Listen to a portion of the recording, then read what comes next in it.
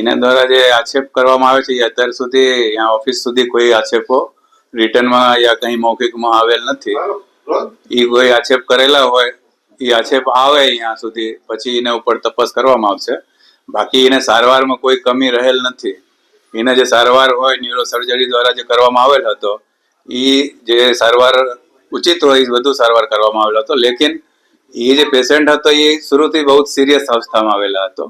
Road traffic એક્સિડન્ટનો patient, હેડ injury હતો અને એને ઈજાના કારણે જે તકલીફ હતી એને બધી સારવાર સમયસર કરવામાં આવેલ હતો. તેમ છતાં એને છે તબિયત કભી સારી કભી બિગડતી હતી વચ્ચે અને એ સારવાર દરમિયાન જે એને છે ને સભી સારવાર કરવા તેમ છતાં એને મરણ પામેલ હતો. સર, એના પરિવારજનો છે તેના દ્વારા કહેવામાં આવી રહ્યું છે કે ઓપરેશન હતું તે સક્સેસફુલ હતું. ઓપરેશનમાં કઈ વાંધો નહોતો, પરંતુ જ્યારથી ડોક્ટરો સ્ટ્રાઇકમાં ગયા પછી કોઈ ધ્યાન નથી આપ્યું, પછી એની તબિયત છે તે સ્ટેબલ નથી થઈ. ના, એના વિષયમાં કોઈ માહિતી નથી કે સારવારમાં કોઈ, કારણ કે સારવાર જે છે ઇમરજન્સી સેવા ચાલુ જ હતી અને કોઈ પ્રકારનો આઈસીયુ સેવા બંધ કરવામાં આવેલ નહીં હતી. કેવલ ઓપીડી સેવા એ બધી બંધ. જે કાળજી રાખવી જોઈએ આફ્ટર ઓપરેશન તે નહોતી રાખવામાં આવી, તેના કારણે મૃત્યુ થયું છે. ના, એ ખોટી વાત છે.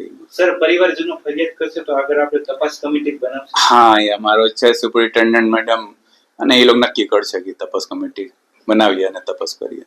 તપાસમાં ડોક્ટર દોષિત નીકળશે તો ડોક્ટર ઉપર કાર્યવાહી થશે સર? ના, એ તો તપાસનો રિપોર્ટના આધારે એ લોકો નક્કી કરશે.